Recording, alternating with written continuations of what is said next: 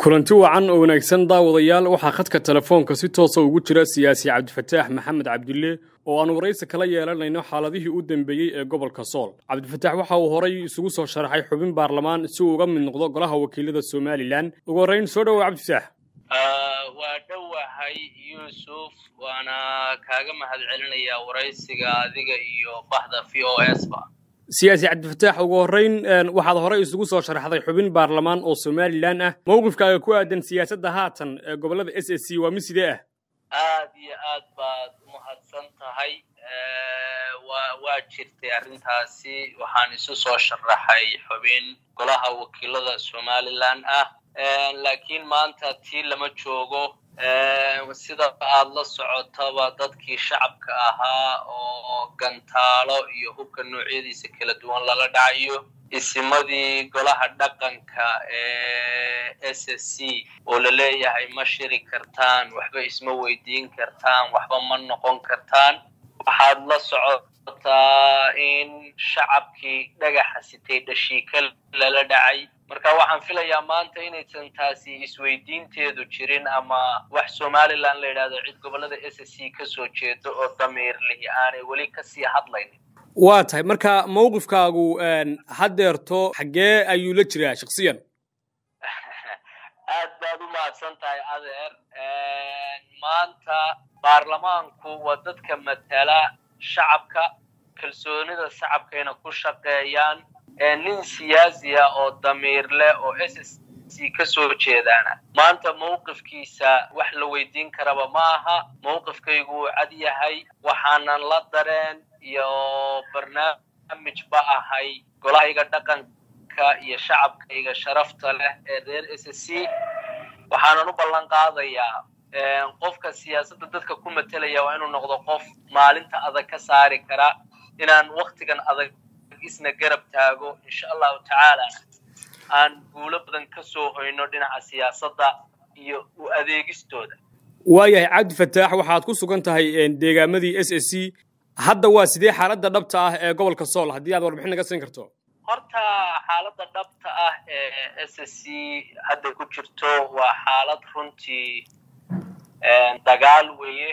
waa dad shacab ah oo lagu soo duulay iyaguna isu taagaysay isu difaaci lahaayeen maalkooda iyo sharaftooda iyo cirdigooda iyo deegaankooda u difaaci lahaayeen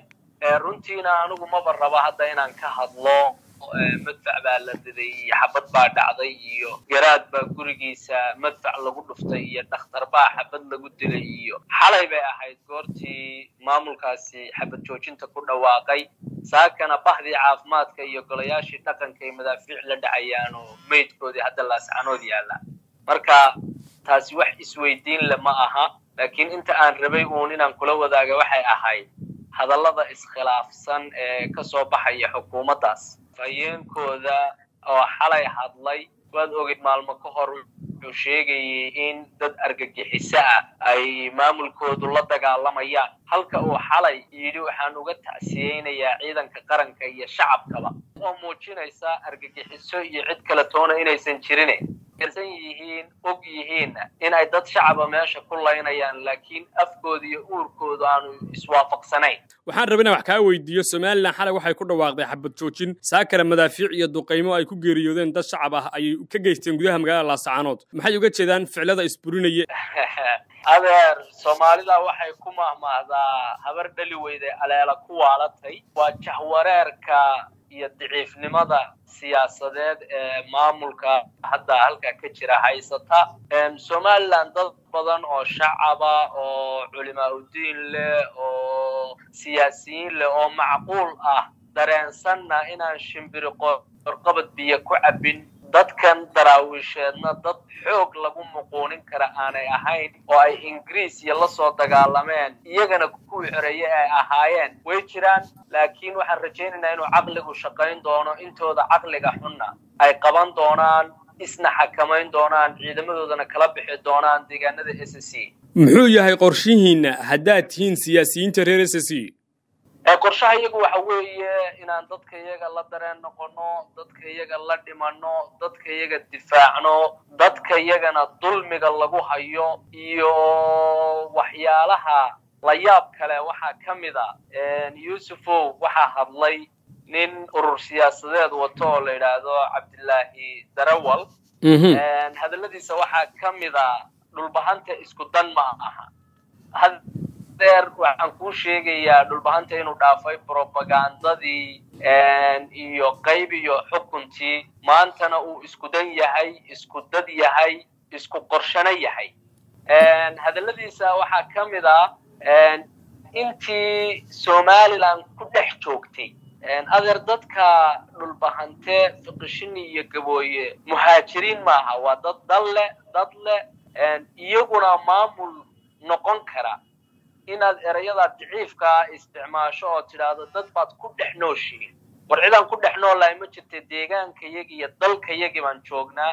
runtiina hadallada ninka siyaasigii sheegayo in uu waxa la yidhahda ka fiirsadaa fiican ciidanka uu leeyahay lama saarayana waxaan leeyahay adigu dee hadda xil ma haysida godobta uunbaad waxa la yidhaahdo wax mooday runtiina maba garan karo reerkan awowayaasheena arab iyo laascanood waxa goonida ah ay isku hayaan markaad dhegaysato doctor adna aadan ismaaciil oo laascanood ka hadlaysay oo lahayd hal la dumiyo waa dhisan doonaaye ninka arrimaha dabadda ku magacaabana kayd oo lahaa argagixisaa joogta cabdilaahi darawal marka waxaan leeyahay awowayaal golihiina dhaqanka iyo culimaadudiinkiinu bal ha iswaafaqaan awowayaal baynu isu nahay iyo waa idin diirnaxaynaa iyo siyaasiyiintiina kuwa ugu soo horeeyaba maanta laascanood maxaad u fasiran kartaan cabdifataaxow dadkaas aad sheegtay ee cabdilaahi darawal iyo adna aadan iyo siyaasiyiinta ka soo jeeda beeshaas aad carabka ku dhufatay hadalladooda maxaad u fasiran kartaan haddii aad tihiin siyaasiyiinta reer SSC iyo guud ahaanba bulshada runtii faham darro uun ka haysataa dadkan daraawiisheed uun baan ku tilmaami karaa waxaa jira isna in la yidhaahdo cismaan maxamed badmaax oo isna urur siyaasadeed ku magacaaban guddoomiyihiisa oo runtii leh waan garnaqsanaya garnaqsigiisa waxaa ku jirta somaliland xorriyaddeediiba dib ula soo noqotay 1991 adeer markii dawladdii soomaaliyeed ay la dagaalamayeen qoladan hadda doonaysa inay khasabka ku joogto laascanood iyo deegaanada daraawiisheed caafimaadka iyo waxbarashaduba bilaash bay ahaayeen dawlad baa dalka ka jirtay waxayna ka doorteen inay baxaan oo waxa la yidhaahdo ka dagaalamaan iyagoo leh cidina xukumi mayso marka adeer waxaad adigu diiday soomaalidu waxaad tidhaahdaa ninku yidhi sinaan mayno adna diid sarrayntiisa ti aad shalay diiday inaad maanta aniga igu khasabto ma dhacayso shacab ilaashanaya iyo oo dadweyne godoodsan iyo siyaasiyiin garanaya waxa ay ugu fadhiyaan dadkooda maanta jooga waxaan halkan uga mahad celinayaa oo kale golaha deegaanka degmada laascanood oo doorkoodii qaatay dadkooda garab istaagay sheegayna argagixiso lala dagaalamaya in aanay jirin sidoo kale waxaan ugu baaqayaa xubnaha farakutiriska ah ee weli xilalka ku magacaaban inay dadkooda iyo deegaankooda la dareen noqdaan waad mahadsan tahay cabdifataax waraysigeenna haddii aynu horey ugu sii soconno somalilan sida la xaqiijiyey waxa ay xidhxidhay oo xadhig u geysatay muwaadiniin soomaaliyeed oo ka soo jeeday SSC iyo deegaanada kale ee soomaalida sidee uga tabaabashaysateen arrintaasi haddii aad tihiin dadka reer SSC walaale aad iyo aad baad u mahadsan tahay runtii dabayshan curatay waa mid waad dhegaysatay baan filayaa siyaasiyiin hore oo hadashay oo deegaanadan SSC ka soo jeeda oo runtii uu ugu horreeyey kayse cabdi yuusuf oo ka hadlay arrintii xadhiggii corneyl tuke oo haddii ay sidan kusii socoto keeni doontaa arrin aan la xakamayn doonin runtiina ahayd dhacdadii ugu horreysay dadku ka kaceen waxaa ka dambeeyey siyaasi Salebaan Ciise Axmed xigla toosiye ilaahay ha barakeeyo oo isaguna sheegay wax kasta inay akhriyeen lana dhageysan waayay marka siyaasiyiinta iyadana deegaankan ka soo jeeda haddii nala xidho iyo haddii nala dilaba halganka waa loo dhintaa waa la isu xidhaa waa loo dhaawacmaa marka intaasba wax dan oo aanu ka leenahayna ma jirto wax kasta iyo tallaabo kasta oo maamulkaasi qaadaana waa mid dadkan sii midaynaysa oo muujinaysa uun midnimadooda tusaalaha ugu yar aan ku siin karaa waxay tahay yuusufow maamulka hargeysa sidaad la socotaba isu socodkii ganacsiga gobollada waqooyi iyo laascanood way joojiyeen ganacsatada businesskii ay lahaayeen dawada oo kalena beer bay kula degeen oo burc ay ku haystaan annagoo xakamaynayna dadka iyaga dhaqanna gelinayna eraygii garaad cabdisaaq garaad soofe xaraga dagaalanka gaarigii buuhoodla lagu qabtay oo looga shakiyey in uu hubsido waa la sii daayey waa la tabantaabiyey dhammaan rarkiisii ama dawo ha noqoto ama shidaal ha noqoto ama saliid ha noqotona waa loo raray marka runtii waxaad moodaa hadda in dadkan daraawiisheed sidii dawladda u dhaqmayaan qoladaasina sidii jabhadaha u shaqaynayaan gaadhiga aad sheegtay siyaasi cabdifataax oo buuhoodle lagu qabtay markii hore gaadhigaasi sababta loo qabtay maxay ahayd walaalow sidaad la socoto ciidamada difaaca buuhoodle waxay u xil saaran yihiin ilaalinta deegaankan iyo difaaca buuhoodle waxayna xaq u leeyihiin gaari kasta oo meesha maraya in ay baadhaan waxa uu sido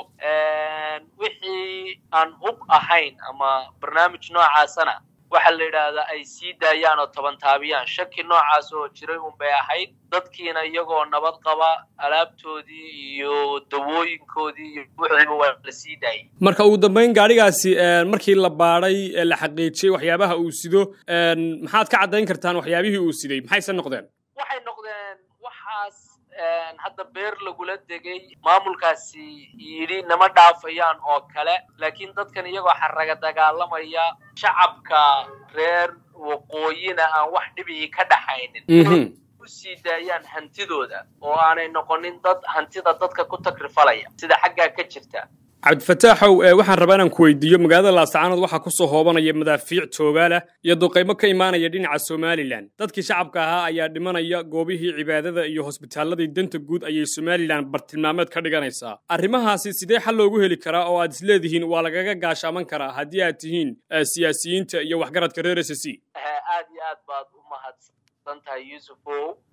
dadka reer s c ama siyaasiyiin ha noqoto ama shacab gudaha laascaanood ku jira ha noqotee ma aha kuwa hadda ka hadlayaba madfac baa soo dhacay madaafiicdu way soo dhacdaa maantadan guriga garaad jaamac garaad cali baa madfac ku soo dhacay waad maqlayseen garaadadii oo guriga garaad mukhtaar iyo garaad hebel oo madaafiicu ku dhacday sheegaya marka madaafiicdan kusoo hoobanaysa magaalada laascaanood ee lala beegsanayo goobaha caafimaadka iyo masaajida cibaadada waa wax uun lagu xisaabtami doono cid walibana waxa ay geysatay maxkamad lasoo taagi doonaa insha allahu tacaala laakiin hadda dadku ka walaacsan waxaas ma aha cudud iyo difaac ku filanna way haystaan wayna isdifaacayaan insha allahu tacaala maamulka hargeysana waxaan ugu baaqaya wax wada lahaansho waa laga tegey in nabad lagu wada noolaado ha hor istaagin ciidamadiina kala baxa deegaanada s c iyo daraawiish cabdifataaxow inkasta oo aad baaqaagii ku aadanaa somalilan aad soo jeedisay haddana sidii aad horay carabka ugu dhufatay ama aad sheegtay waxaa jira siyaasiyiin badan oo ka soo jeeda gobollada hargeysa iyo burco kuwaasi oo warbaahinta la wadaagaya hadalla xanafa oo uga sii daraya xaaladda dagaal ee ka ogan gobollada s c nimankaasi siyaasiyiinta ah ee siyaabaha kala duwan uga hadlay miidiyaha iyo warbaahinta adiga oo fursaddan ka faa'iidaysanaya maxaad is leedahay hawada aad u marisid yuusufo soomaalidu waxay ku maamaadaa afaanad lahayn lama qabto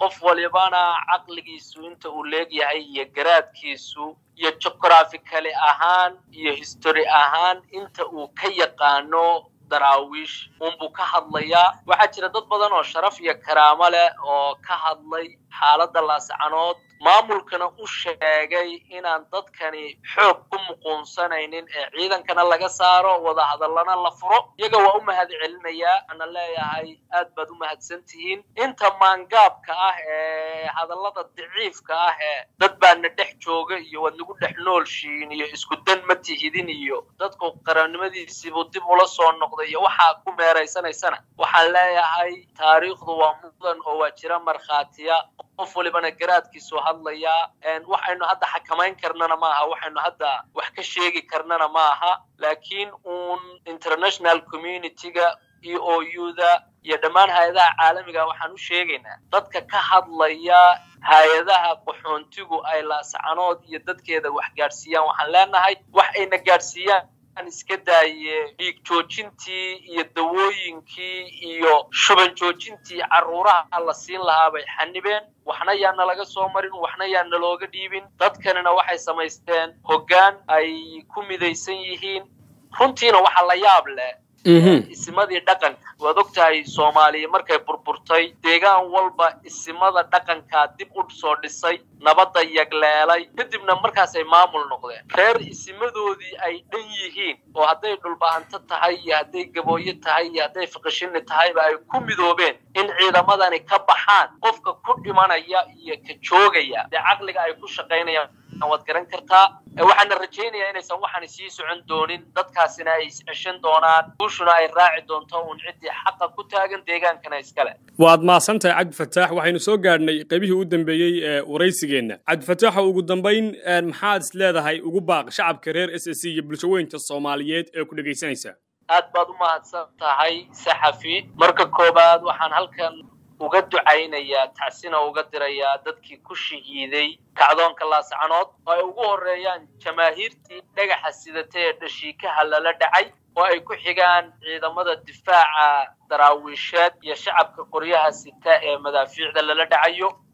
waxaan leeyahay intii dhimatay ilaahay u naxariisto inta bugtana ama dhaawacantayna ilaahay ha u boogadhayo waxaan leeyahay maanta waad isku filan tihiin runtiina awood ahaan iyo niyad ahaanba waad iska kicin kartaan xuduudan ciidan ee laydin dul keenay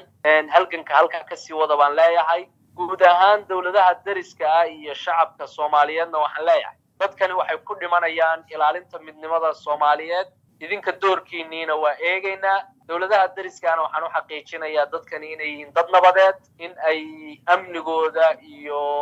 deegaankoodana mas'uuliyadiisa qaadi karaan kuna midaysan yihiin maanta inay wax qabsadaan iyana ay isgarab taagaan maamulkan ka dhaafka bixinaya ee hadallada iskhilaafsan soo saarayana aanay maqlin ee marna la BS iyo al-shabaab baa nala dagaalamay marna la dadka shacabka waa u tacsiyeynayna وهجاء ضوض يالكاسنا وحوها سياسي عبد الفتاح محمد عبد الله أو كمدا سياسيين ترير SSC أو كورمي حالها تقال كتاجن قبل لذا الصول سناق يعين وخدك التلفون كستوصه وجود شري سقوا في OS وريس السيني هذه بدومها السنتهاي عبد الفتاح محمد عبد الله وما تسنتهاي عذر بعض الصحافة أنا أبى نقول هذا علنيا وحن كائلاوي صحافة انترناشنال كهيدا عالمي كهيد ريال TV بان أركي أو صوص صورية عيدا كسومال لاني عيدا الشباب أو إسكسو هرشيدا تاسنا وحن نقدق يا صحافة إن أنا وح لقو صحافة يدد كديجا ندن كقيب قادن haddii kalena aanu la tiigsan doono qawaaniinta caalamiga ah ee saxaafadda aad iyo aad baad u mahadsan tahay waanu kaaga mahad celinaynaa waqtigaaga qaaliga ah iyo waraysiga aad siisay VOS TV